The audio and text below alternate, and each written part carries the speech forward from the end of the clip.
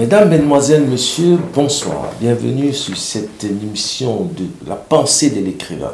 Je reçois le professeur Thierry Amougou, macroéconomiste, mais également écrivain. À son actif, plusieurs ouvrages, dont notamment « Qu'est-ce que la raison développementaliste ?» Bonsoir, professeur. Bonsoir. Qu'est-ce que le concept de développement? Vous dites dans votre ouvrage que l'idée du développement a toujours poursuivi un double objectif, l'un scientifique et l'autre politique. Oui, lorsque je parle du développement, généralement dans mes cours dans cette université, je commence l'introduction en disant aux étudiants, il y a le mot, c'est-à-dire développement, et il y a la chose, c'est-à-dire la pratique d'invention d'institutions, la pratique qui consiste à mettre en place un processus politique et économique pour améliorer sa vie. Et j'ai dit aux étudiants, il est important de savoir que dans l'histoire de l'humanité et l'histoire de l'Afrique en premier, les sociétés se sont toujours organisées pour améliorer leur vie, en inventant des institutions, en mettant en place des pratiques, en inventant des organisations et en mettant en place des innovations. C'est ça qu'on appelle du développement. C'est-à-dire comment reproduire sa vie en l'améliorant dans le temps long. Ouais. Donc avant l'invention du mot, cette chose-là a toujours été faite par tous les peuples. Le mot est inventé en 1945. Or, si je prends une civilisation comme la civilisation africaine, avant 1945, elle a existé pendant des millénaires. Et cette société africaine s'est améliorée avec des institutions, avec des pratiques, avec des organisations, et a essayé d'innover pour que sa vie soit mieux. Donc, elle a fait du développement avant la naissance du mot. Donc, le mot est né en 1945, mais ça n'a pas empêché aux sociétés, avant le mot, de s'organiser pour que leur vie soit meilleure. Il ne faut donc pas être complètement omnibulé par le mot qui est né en 1945. Donc, il faut savoir que ce mot est né comment? On sort de la Deuxième Guerre mondiale, et la haute administration américaine trouve que le Japon a débouché sur une dictature à cause d'une faible modernisation politique. La haute administration américaine trouve aussi qu'en Allemagne, on a eu Hitler à cause d'une faible modernisation politique. Cette même haute administration trouve que pour protéger l'Europe et garder l'Europe du côté américain, il faut aider l'Europe contre l'URSS, tout le plan Marshall. Donc, il y a donc un plan de modernisation qui est mis en place avec le plan Marshall. Et la même administration américaine dit, désormais, je ne veux plus de colonisation. Il faut savoir que ce sont les grands vainqueurs de la Deuxième Guerre mondiale, donc ils imposent la nouvelle politique étrangère. Et qu'est-ce qu'ils disent? Ils disent, tous les pays qui étaient dans des colonies doivent aussi avoir l'accès au style de vie que nous avons réalisé, nous, Américains. Donc, ce qu'ils appellent modernisation pour le Japon, l'Allemagne et l'Europe, va prendre le nom développement pour tous ces pays-là. Donc c'est là où naît le concept. Donc le concept n'est pas un concept d'abord scientifique au départ. Développement signifie un instrument de la politique étrangère américaine en 1945 pour s'occuper des anciens pays colonisés. Vous voyez? Et il va donc intégrer l'université dans les années 50 pour devenir un concept avec la naissance de l'économie du développement dans les années 1950. C'est pourquoi je dis, une fois qu'il intègre l'université, il y a d'abord un objectif politique et géopolitique, parce que c'est l'administration américaine qui définit le développement comme un instrument de politique étrangère américaine, vous voyez bien, objectif politique et géopolitique. Et l'objectif scientifique, c'est quoi? C'est qu'on prétend étudier dans les sociétés du Sud pour les connaître, et comme on les connaîtra scientifiquement, on va donc entraîner le changement pour aller vers un mode de vie moderne, style américain. De l'enquête scientifico-policière en études de développement, dans la partie négropole du développement, vous mettez en exergue les manquements d'Adam Smith. Je cite, « Il est révélateur de constater, éberlué, que la richesse des nations, ouvrage dans lequel il étudie la nature et les causes de la richesse des nations, ne dit mot sur l'esclavage des nègres. Pourquoi mettez-vous en lumière la richesse des nations, ouvrage d'Adam Smith, pour développer la négropole du développement et la division coloniale du travail et la division raciale du travail ?» Oui, Adam Smith est un auteur extrêmement important. extrêmement important. Adam Smith, pour la petite histoire rapide, Adam Smith est d'abord un philosophe. C'est quelqu'un qui vient de la philosophie politique. Et pour la petite histoire, il écrit un ouvrage avant la richesse des nations, qui est la théorie des sentiments moraux, où il nous parle de la sympathie. Mais qu'est-ce qui se passe? Il se passe qu'en Europe, nous sommes là en pleine révolution industrielle, la société européenne change, la richesse qui était mal vue devient la chose la plus désirée de la société européenne. Donc Adam Smith se dit, je suis dans une société qui a changé, il faut donc maintenant que je donne la clé de l'enrichissement individuel et collectif, d'où la richesse des nations. Donc il écrit en 1776. Donc la question qu'il se pose dans ce livre est celle-ci. Comment est-ce que les gens peuvent s'enrichir à la fois individuellement et collectivement? Et il arrive à la conclusion que c'est via la division du travail. C'est parce que le travail est divisé que vous, par exemple, vous devenez très productif dans votre travail de journaliste, parce que vous êtes spécialisé sur ça. Et moi, dans mon travail de professeur, parce que je suis spécialisé sur ça. Ce qui fait que votre travail devient plus productif, le mien aussi. Donc, ce qui veut dire que vous produisez plus facilement et à moindre coût les richesses, et moi aussi. Donc, individuellement, on produit mieux les richesses, et collectivement aussi. Donc, la clé d'enrichissement individuel et collectif, c'est la division du travail. Alors, ce livre est très important, fondateur de l'économie politique moderne, qui est écrit en 1776. Adam Smith, qui habite d'ailleurs Liverpool, c'est-à-dire à côté d'un grand port négrier, il traite un peu du commerce triangulaire de façon très très simpliste. C'est-à-dire, c'est vraiment un thème apostrophé. C'est-à-dire qu'il ne donne pas de l'importance. Il en parle un peu brièvement, voilà. Alors que son livre traite de quoi? De la richesse des nations. Des causes de l'enrichissement des nations. Or, le commerce triangulaire, le marché mondial des esclaves, est un marché où il s'est effectué ce que Karl Marx appelle l'accumulation primitive. C'est-à-dire où les nations, les individus en Europe, ont accumulé des biens et des richesses à partir du commerce donc des hommes venant d'Afrique. Donc, il est quand même paradoxal qu'Adam Smith, qui traite donc d'un livre sur les causes de la richesse des nations, ne donne pas une place fondamentale au marché mondial des esclaves, qui est quand même le vecteur de la richesse individuelle et collective dans de nombreuses sociétés occidentales, notamment américaines et européennes. Donc, c'est pourquoi je dis que Adam Smith, il ne parle pas de ce que j'appelle la division coloniale du travail, alors qu'il devrait en parler. Il ne parle pas du marché aux esclaves, c'est-à-dire de ce que Karl Marx appelle l'accumulation primitive, où on a des corps sexes, on a des corps os, on a des corps travail. C'est-à-dire ces corps-là qui ont été transformés en marchandises pour l'accumulation. Il devrait en parler, mais il n'en parle pas. Donc ce qui montre aussi, de façon assez fondamentale, le rapport de l'économie avec donc tout ce qui concerne l'exploitation des hommes. Parce que si un auteur fondateur de la pensée économique néglige déjà ce mal extraordinaire sur les hommes qui sont transformés en marchandises, on voit jusqu'aujourd'hui comment est-ce qu'une certaine économie traite les hommes. Ça veut dire que l'économie a comme une infirmité sur le plan éthique avec donc l'exploitation des hommes, et qui ne date pas d'aujourd'hui, qui date d'Adam Smith, qui écrit La richesse des nations en 1776. Et c'est un ouvrage très important pour le développement parce qu'il pose déjà les étapes du développement. Adam Smith dit, c'est d'abord les chasseurs-cueilleurs, après c'est l'agriculture, après c'est le commerce et l'industrie, et c'est fini. C'est-à-dire, il trace une ligne, et il considère toutes les sociétés extra-occidentales comme des sociétés barbares. Vous voyez? C'est-à-dire, vous n'avez pas encore atteint ce stade commercial et ce stade industriel. Donc, vous voyez que ce n'est pas seulement une affaire qui concerne les pays africains, ça concerne même le monde. Parce que les phases qu'il a tracées sont aujourd'hui un problème, parce que pour Adam Smith, le développement finit lorsqu'on atteint la phase commerciale et industrielle. Or, vous vous rendez compte qu'aujourd'hui, la phase industrielle est un problème. Il faut en sortir aujourd'hui avec les transitions. Donc, les problèmes viennent de loin, parce que ce gars-là a réfléchi de façon spécifique. Ok. Vous abordez dans cet ouvrage la raison développementaliste. Qu'est-ce que la raison développementaliste?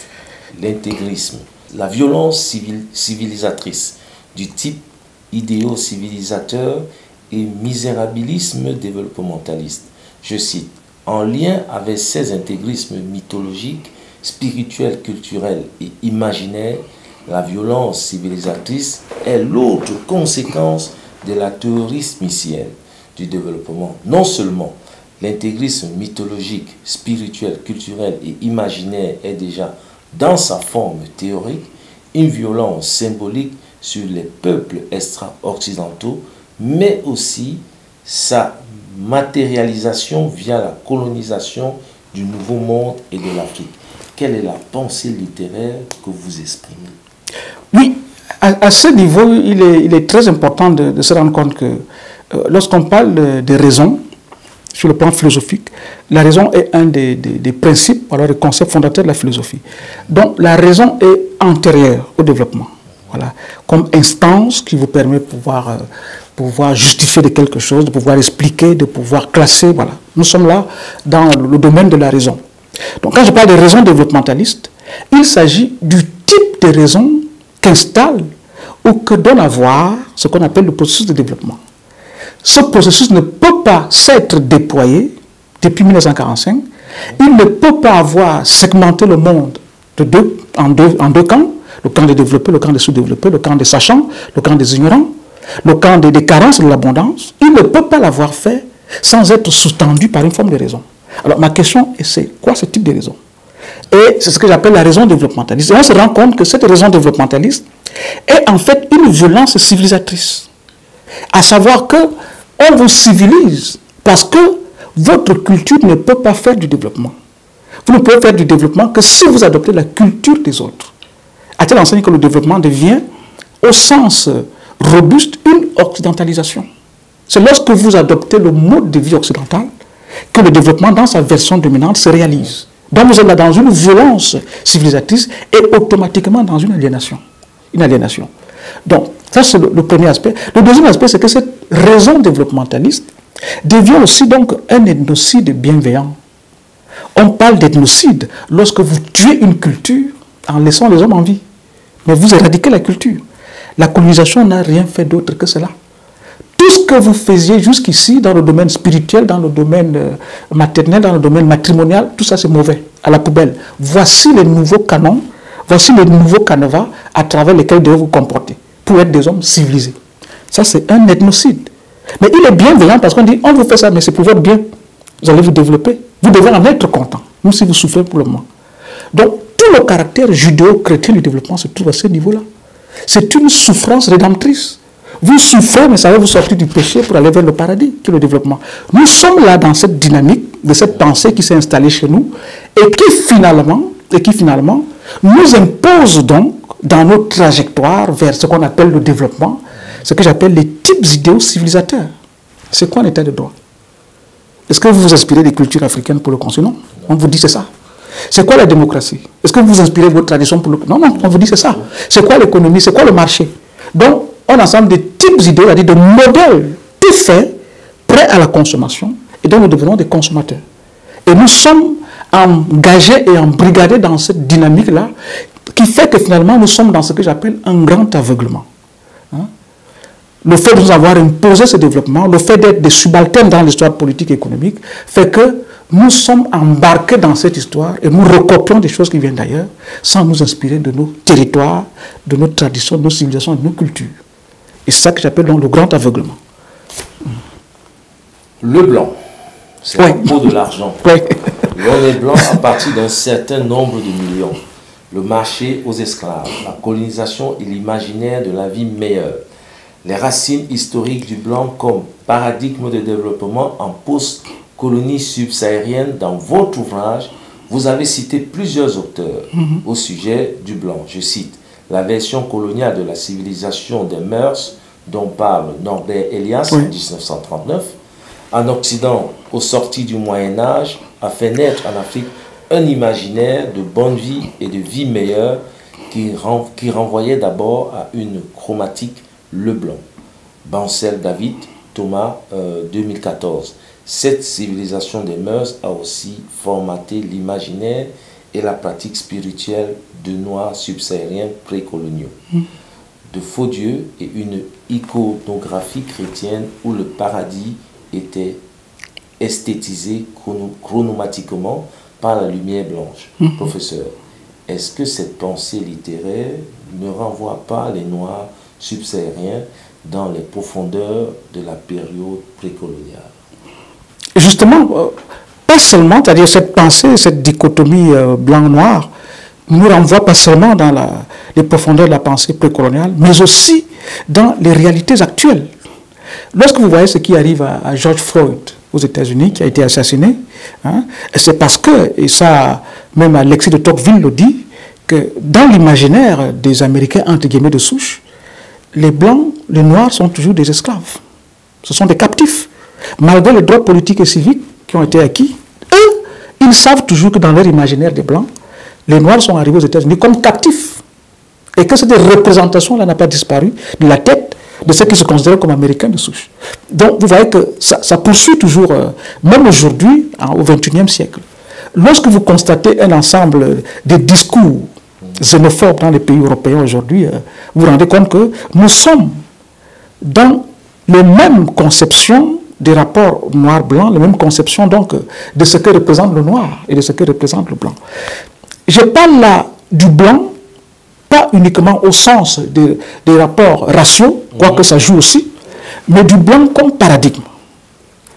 Les gens ne se rendent pas compte que le fait d'avoir été colonisé par les Européens a installé dans l'imaginaire des Africains un ensemble de réalités. La première réalité, le pouvoir, c'est le blanc qui le détient. La force, c'est le blanc qui la détient. L'argent, la richesse, c'est le blanc. La connaissance, c'est le blanc. Dieu, c'est le blanc. La bonne vie, c'est le blanc. Ça veut dire que dans notre imaginaire de coloniser, le blanc est un paradigme. C'est le monde de la richesse, c'est le monde du savoir, c'est le monde de la bonne vie, c'est le monde de la puissance, c'est le monde de la connaissance. À tel enseigne que se développer n'est rien d'autre que devenir ce monde-là, devenir le blanc. C'est pourquoi dans cet ouvrage, ce ne sont pas des choses qui tombent du ciel, ce sont des filles africaines qui sont interviewées. Et qui, on demande aux filles, mais pourquoi cherchez-vous à épouser à tout prix en blanc? Des filles qui ont fait des études, qui ont une licence, qui ont un baccalauréat, qui ont une maîtrise. Et une fille qui fait droit à l'université de Yaoundé 2 à Soir répond aux journalistes suisses, le blanc c'est la peau de l'argent. Le blanc c'est la peau de l'argent. Le journaliste lui dit, mais il y a des blancs pauvres. Elle dit, non, non, la pauvreté du blanc n'est pas comme celle du noir. Le blanc a quand même sa voiture, il a sa maison, il a au moins son chômage. Vous voyez? Ça veut dire que dans notre imaginaire, nous développer, c'est conquérir notre part de blanc, ou alors notre part de blanchitude. C'est ça le développement. Et ça se remarque aussi. Regardez un peu nos traditions, nos familles. Chez moi, je suis originaire du sud du Cameroun. Lorsque quelqu'un a réussi sa vie, qu'est-ce que les parents du village disent? Mon fils est devenu blanc. Mon fils est devenu blanc. Et quand tu arrives avec tes cousins qui sont assis par terre sur des morceaux de bois. On dit non, Thierry ne peut pas s'asseoir là. Allez chercher une bonne chaise à Thierry parce que lui, il n'est plus comme nous. Lui, il est déjà... Voilà. Pourquoi Thierry est devenu tel qu'il est? Il est devenu différent. Parce que Thierry a intégré un ensemble d'habitudes et d'acquis qui sont propres blancs. Donc, il doit être traité à part. Donc, nous sommes dans ce paradigme-là où, sur le plan universel, on se rend bien compte qu'on dit qu'un pays se développe en Afrique lorsqu'il commence à installer un ensemble de choses qui sont occidentales. Au niveau des comportements, au niveau des infrastructures, au niveau des institutions, au niveau des pratiques. Ce qui est un fourvoiement total. L'occidentalisation peut être une forme de développement, mais ce n'est pas la seule forme. Hein? Toutes les cultures ont les moyens de pouvoir s'améliorer. Ça veut dire que ce qui est fondamental pour nos pays, c'est de pouvoir penser des sociétés. C'est de faire un pari sur l'avenir. Quel type de société voulons-nous construire? Et dans ce type de société que nous souhaitons construire, que pouvons-nous prendre de chez nous qui est utile, qu'on garde, parce que c'est important? Que pouvons-nous prendre ailleurs pour construire ce que nous voulons avoir comme société? Aujourd'hui, c'est vraiment cette liberté-là qui manque complètement. On applique automatiquement et intégralement ce qui est imposé par la trajectoire occidentale. Donc le développement est devenu une occidentalisation. Et c'est ça la grande réussite du Japon et de la Chine. Qu'est-ce que la Chine et le Japon ont réussi? Le Japon et la Chine se sont posés une question. Ces gens nous ont dominés, nous ont parfois colonisés. Alors, qu'est-ce qu'on fait? Est-ce qu'on disparaît? Ou alors on trouve une stratégie pour s'en sortir? Ils ont trouvé une stratégie. C'est laquelle? C'est s'occidentaliser sans devenir des Occidentaux. Vous voyez? Le Japon et la Chine ont dit, on va prendre l'économie, on va prendre la technologie. C'est à travers ça qu'ils nous ont dominés. Mais nos cultures, rien ne bouge. Donc, la Chine est un pays qui s'occidentalise et les Chinois ne deviennent pas des Occidentaux. Le Japon est un pays qui s'occidentalise au niveau économique et technologique, mais les Japonais ne deviennent pas des Occidentaux. Voilà la clé qui peut être adoptée par nous aussi. C'est-à-dire, quand vous allez en Chine, le pays est hyper technique, hyper technologique, hyper puissant sur le plan économique, mais vous voyez la culture chinoise partout. Partout. Ouais. Donc c'est ça. Donc nous sommes pris dans ce piège-là où il s'est installé chez nous cette idée suivant laquelle se développer, c'est s'occidentaliser. C'est une vue extrêmement restrictive et qui est plutôt une aliénation permanente de notre être monde. Et comme je disais tantôt avec les grandes aires civilisationnelles, si on ne sort pas de ça, on va disparaître. Parce qu'ils vont nous bouffer complètement. Et quand vous lisez même le choc de civilisation de Samuel Huntington, ce qui est révélateur, il ne cite pas l'Afrique comme civilisation. Pourquoi? Parce qu'il dit que l'Afrique n'a pas de religion. Il ne faut jamais oublier que lorsqu'on parle de civilisation, une civilisation, c'est tout ce que génère une religion. Parce que c'est une religion qui inspire l'économie, qui inspire le politique, qui inspire tout. Donc si vous n'avez pas une religion, vous n'avez pas de civilisation. Il cite tout le monde, il cite les Arabes, machin, tout ça. Il ne cite pas l'Afrique. Il dit qu'il n'y a pas de civilisation, c'est le christianisme là-bas, ou alors c'est l'islam. Il a été importé, le christianisme. Voilà. Donc, vous voyez. Donc ça veut dire que nous sommes dans des situations où il faut vraiment des leaders qui prennent le taureau par les cornes. Ça ne veut pas dire que le fait d'avoir le christianisme chez nous ou l'islam nous bloque, non. Ça veut aussi dire que nous pouvons en faire autre chose. Vous voyez? Parce que le christianisme africain n'est plus celui que les Européens connaissent. On a créé, on a fait un syncrétisme, on a ajouté des choses.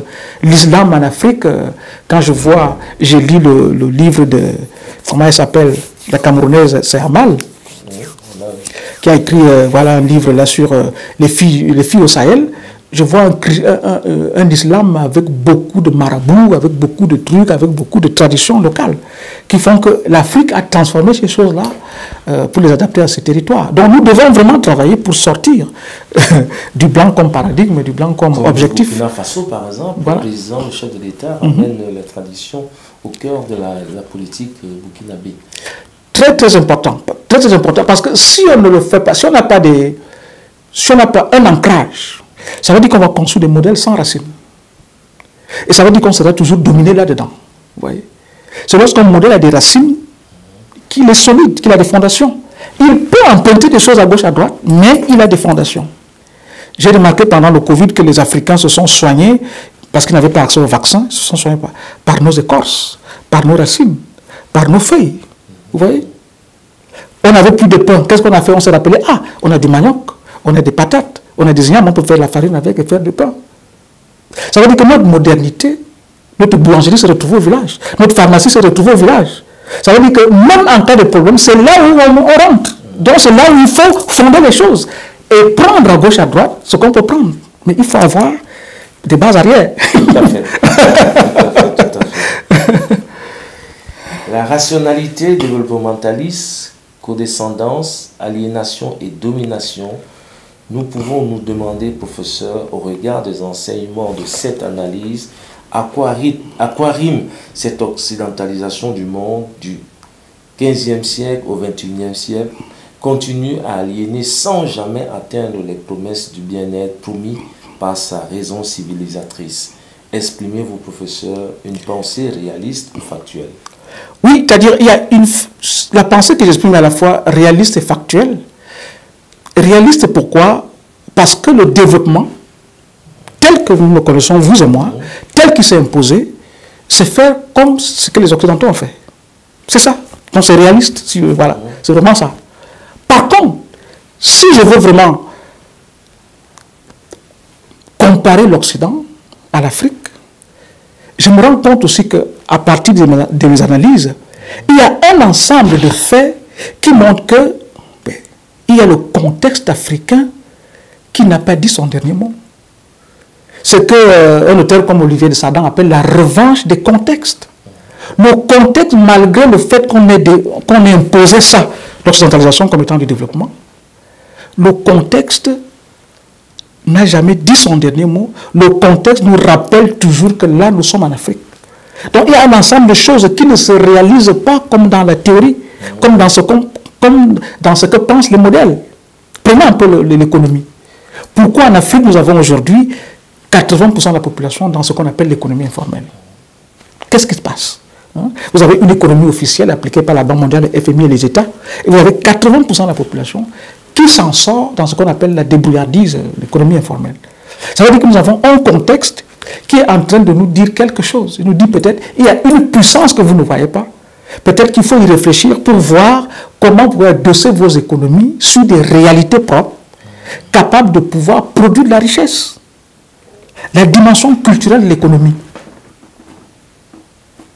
La gastronomie. Si je prends si on se dit, bon, on va réfléchir sur les économies africaines de façon culturelle, pour que notre culture produise de l'argent. Parce que les gens croient que c'est la sorcellerie. Pour que notre culture devienne quelque chose qui produit de l'argent, on se pose quelques questions. Prenons-en, disons, 3. Comment les Africains s'habillent en Afrique? Est-ce qu'on donne l'argent à l'Occident ou aux Africains? 90% à l'Occident. Voilà. Ça veut dire qu'une économie de l'habillement, l'économie de la mode, qui veut que la culture africaine, dans notre mode vestimentaire, nous produise de l'argent, c'est déjà politiquement quelque chose qu'on doit orienter vers nos produits, ce qu'on possède, ce qu'on porte. Ce que Sankara a voulu faire au Burkina avec leur habit, voilà, voilà. Si vous regardez la nutrition, l'économie de la gastronomie, comment est-ce qu'on se nourrit? Le bas peuple camerounais ou africain, qu'est-ce qu'il mange?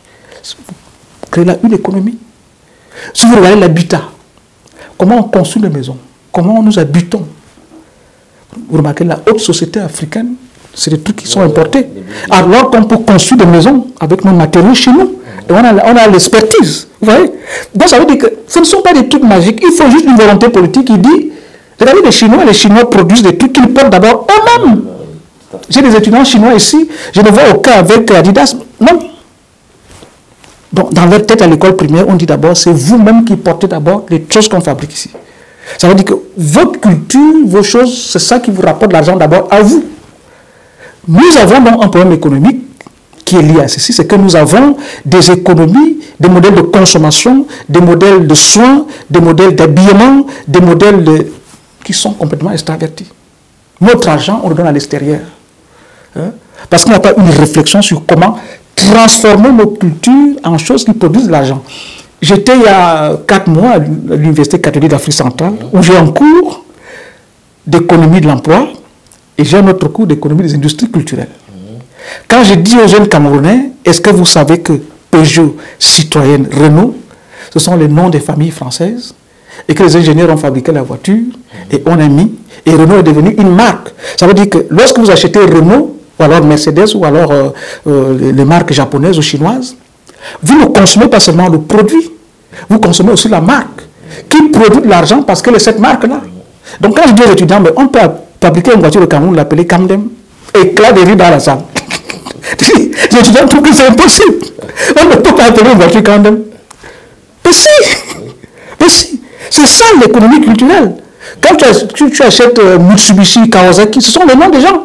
L'ingénieur a fabriqué la voiture, on a dit, c'est la marque. Donc cette marque-là devient aussi un produit économique culturel qui donne l'argent au Japon.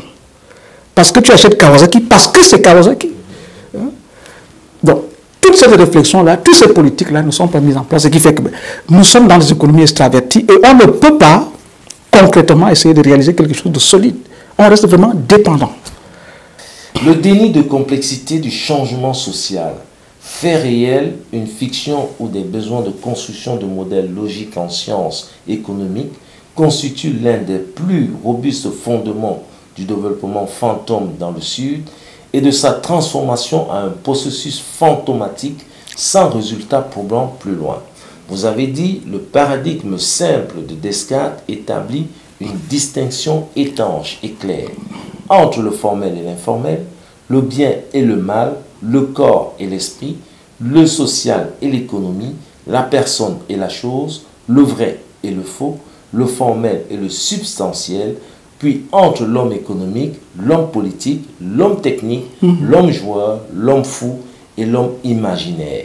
Est-ce là le déni complexe du changement social, fiction ou réalité? Oui, lorsque je parle du déni complexe du changement social, dans votre question, il y a deux aspects. D'abord, il y a ce que j'appelle le développement fantôme ou fantomatique. C'est quoi le développement fantôme ou fantomatique? Encore une fois, je m'inspire de nos cultures. Chez nous, personne n'a jamais attrapé un fantôme. Là, j'ai vu un fantôme, il passait. J'ai même poursuivi un fantôme, il a disparu. Voilà. Nous sommes dans une conception du développement où on a l'impression que nous sommes dans une logique de pompe funèbre. C'est-à-dire, plus ça va mal, mieux le développement se porte. Parce que si on le réalise, ben, il n'y a plus de problème, il n'y a plus de champ, il n'y a plus de, voilà, il n'y a plus de secteur, il n'y a plus d'activité. Alors, il y a non seulement cette logique-là, il y a aussi le fait que, comme ce sont des modèles importés qui ne sont pas adaptés à nos réalités, c'est un développement qui ne se réalise jamais. Comme le fantôme qu'on n'attrape jamais. Il devient donc un développement fantôme ou fantomatique. C'est-à-dire, on le poursuit éternellement sans jamais l'attraper. Donc, nous sommes engagés dans un processus fantomatique de développement qui traduit lui-même un développement fantôme, autrement dit, qu'on poursuit et qu'on poursuit, mais qu'on n'attrape jamais. Comme dans notre tradition où le fantôme ne s'attrape jamais. Ça, c'est le premier aspect qui montre qu'il y a un décalage entre justement les modèles qu'on nous impose et nos contextes. Le deuxième aspect, c'est ce que Descartes a fait, et notamment toute la pensée scientifique occidentale, c'est de simplifier les sociétés pour essayer de construire des modèles mathématiques. Ça c'est juste, ça c'est faux, ça c'est le formel, ça c'est informel, ça c'est l'homme joueur, ça c'est l'homme politique. Ça, non, non. On se rend compte que dans la réalité, si je reviens encore dans notre tradition, le faux, le mal et le bien sont sur le même axe. Exactement sur le même. Hein? Quand le guérisseur soigne les gens chez nous, il dit, ben, je peux te soigner, je peux aussi te tuer. Si on prend les religions, on voit qu'il y a deux faces. Il y a Dieu, il y a le diable. L'homme politique, l'homme économique, l'homme joueur, c'est le même. Donc il y a une complexité dans l'homme. Il y a une complexité dans les choses que la science a voulu simplifier en disant ça c'est juste, ça c'est faux, ça c'est formel, ça c'est informel, ça c'est l'homme politique. Ça... Non, quand tu votes, tu es toujours toi. Quand tu fais une décision économique, tu es toujours toi. Donc tu es tout ça en fait. Donc cette complexité-là a été évacuée et finalement les modèles qui sont donc basés sur un réel simplifié ne peuvent pas transformer le réel qui est complexe de façon probante. Parce qu'on a simplifié dans les modèles et ils doivent agir sur un réel qui lui est complexe. Et on n'arrive donc pas au résultat. Voilà les deux aspects que je mets en évidence dans cette pensée, à savoir un développement fantomatique et des modèles simplifiés qui n'arrivent pas à avoir une prise réelle sur un réel qui lui reste extrêmement complexe. Nous arrivons au terme de cette émission, professeur. Pourriez-vous nous parler de la biotech classique et néoclassique du développement des 3 A? Que faire pour atténuer les objectifs contre-productifs en matière de développement réel de l'invention du Sud par l'Occident? Oui, lorsque je parle des bibliothèques, hein, bibliothèques classiques, néoclassiques et coloniales, lorsque je vous parle d'idée de développement, il faut savoir que c'est une idée paradoxale et contradictoire. Le développement a signifié beaucoup de choses dans l'histoire, pas par rapport aux pays du Sud, mais par rapport aux objectifs des pays du Nord. C'est-à-dire, lorsque dans une conjoncture, les pays du Nord avaient un problème, le développement devenait quelque chose pour qu'ils s'en sortent, eux, dans cette conjoncture-là.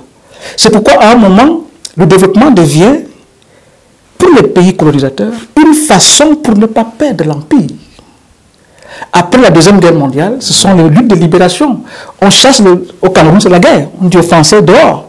Beaucoup de pays du Sud sont en éveil. Ils veulent disposer d'eux-mêmes. Le développement devient quoi? Il devient quelque chose qui doit lutter contre le nationalisme. On commence à construire une petite route. On fait un hôpital pour dire, mais regardez, on fait les choses quand même. Pour bloquer les nationalistes. Le développement sert à ça. Après, le développement va servir à autre chose. Le développement, lorsqu'on sort de cette situation-là, on entre notamment donc, dans les pays dits indépendants. Le développement va servir tout simplement à mettre de côté tous ces leaders nationalistes-là pour construire un parti unique et fidéliser les nouveaux pays indépendants aux anciennes puissances coloniales. C'est pourquoi, pendant cette période, on va recevoir beaucoup d'aide. On va recevoir beaucoup de coopération. D'abord, les anciens administrateurs coloniaux deviennent d'abord des gens qui vont faire de la coopération au développement. Vous voyez comment colonisation se transforme en développement tout de suite. Donc le développement devient un passage d'une même structure de pouvoir, mais qu'on va désigner différemment. Il y a toujours les forts et les faibles, les dominants et les dominés, mais on n'appelle plus ça colonisation, on va appeler tout simplement développement, avec de nouveaux acteurs, avec de nouvelles institutions. Des agences de coopération vont tout simplement muter en termes de nom. D'abord le franc CFA lui-même. France des colonies françaises d'Afrique devient la France de la communauté financière. Voilà. Vous voyez, donc on change juste les... mais on reste dans les mêmes choses. Donc il y a cet aspect-là dans cette affaire de développement. Le reste de votre question, c'était... C'était les objectifs contre-productifs en matière de développement réel de l'invention du Sud. Voilà. Par l'Occident. Voilà. Donc vous voyez qu'à chaque étape, il y a donc le développement qui sert à atteindre un objectif pour les pays du Nord. Donc à chaque étape, il y a une invention du Sud. Si vous voyez un peu le nom des pays du Sud, c'est d'abord, on les appelle d'abord les terra incognita, les terra nihilus, les espaces vides. Il y a des gens là-bas. Il y a des gens en Afrique, il y a des gens en Amérique latine, il y a des gens en Asie. Mais les Occidentaux disent que ce sont des espaces vides. Donc vous, comme société, comme individu, vous ne comptez pas. Premièrement. Après, on sort de là, on devient des territoires, des zones effectives. Des zones effectives après Berlin, des zones effectives. Après, on devient des colonies. Après, on devient des nouveaux pays indépendants. Pays périphériques jusqu'en 1960, 80. Après, on devient des pays sous ajustement structurel. Vous voyez que chaque fois, on nous donne un nom précis qui n'est pas décidé par nous. Qui est décidé par eux. C'est comme si toi, on te donne un nouveau nom chaque fois qu'il y a un problème. Tu ne sais même plus ce que tu es. Après, on devient PPTE. Après, on devient émergent. Après, on devient ajustement. Voilà. Donc, nous sommes dans un processus d'aliénation où on nous dit qui nous sommes. Et ces noms ne sont pas de simples noms. Ces noms sont des programmes. Quand on dit que vous êtes un pays PPTE, ça veut dire qu'on vous soumet à un programme. Quand on vous dit que vous êtes un pays sous ajustement, ça veut dire qu'on vous soumet à un programme. Donc, une des plus grandes questions du développement aujourd'hui, c'est l'absence d'identité propre à ces pays. Ils sont quoi? Que suis-je comme Cameroun? Je suis PPTE, je suis ajustement structurel, je suis pays pauvreté endetté, je suis pays en développement, je suis pays à révolution. Qu'est-ce que je suis? Et le fait de vous attribuer un nom qui n'est pas de vous est un problème identitaire grave. Ce n'est pas pour rien que certains Noirs américains ont changé de nom. Mohamed Ali, par exemple. Pour dire, moi je ne veux plus m'appeler Cassius Clay, qui est un nom de maître esclave. C'est un nom d'esclave. Je ne connais pas qui est M. Clay. Donc, il faut d'abord que je sache qui je suis moi-même et construire un projet par rapport à moi. Donc, vous avez déjà là un problème anthropologique d'identité qui consiste à dire les autres désignent l'Afrique par des noms qui ne sont pas des noms africains, mais par des noms qui sont des programmes et décidés à l'extérieur. Ce n'est pas pour rien que la Rhodésie a dit non, nous ne sommes plus la Rhodésie, parce que c'est Cécile Rhodes qui avait donné son nom. On va devenir Zimbabwe pour savoir qui nous sommes déjà. Nous ne sommes pas Cécile Rhodes.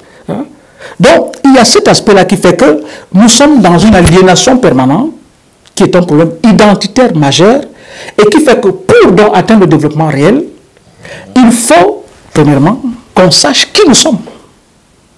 Tu dois savoir qui tu es réellement, pour atteindre des choses réelles. Il faut aussi que nos modèles soient donc adaptés à nos contextes et répondent aux questions réelles de nos sociétés. Vous voyez? Là, on va donc atteindre du développement réel. Pour le moment, on nous conçoit dans des modèles qui n'interrogent pas nos populations, qui ne s'adaptent pas à nos sociétés et qui sont des choses conçues ailleurs. Donc, ne peuvent pas réaliser le développement réel, c'est-à-dire ce qui améliore effectivement la vie des gens. Pour y arriver, il faut comprendre le contexte, il faut comprendre les problèmes des gens réels, les problèmes concrets auxquels les gens font face. Il faut s'inspirer de ce qui marche. Parce que nos pays n'ont pas seulement des problèmes, nos pays ont aussi des solutions. Donc, penser le développement, c'est à la fois prendre ce que nos pays ont comme solution, comme instrument, comme richesse, et pouvoir choisir à gauche, à droite, à travers le monde, ce qu'on peut y ajouter pour résoudre nos problèmes, pour améliorer nos vies. Et comme je vous le dis, de façon simple, le développement, c'est comment reproduire sa vie à long terme en l'améliorant. Donc avoir la capacité de garder ses richesses et la capacité de choix ailleurs, ce qui peut nous aider à nous améliorer. Merci, professeur. Merci à vous. Ça a été un plaisir de vous rencontrer et de répondre à vos questions. Qu'est-ce que la raison développementaliste? Tout y est dedans pour pouvoir vous développer et comprendre qu'est-ce que le développement personnel. Sur ces mots que s'achève cette émission de la pensée de l'écrivain, je vous donne rendez-vous pour le prochain numéro. À très bientôt.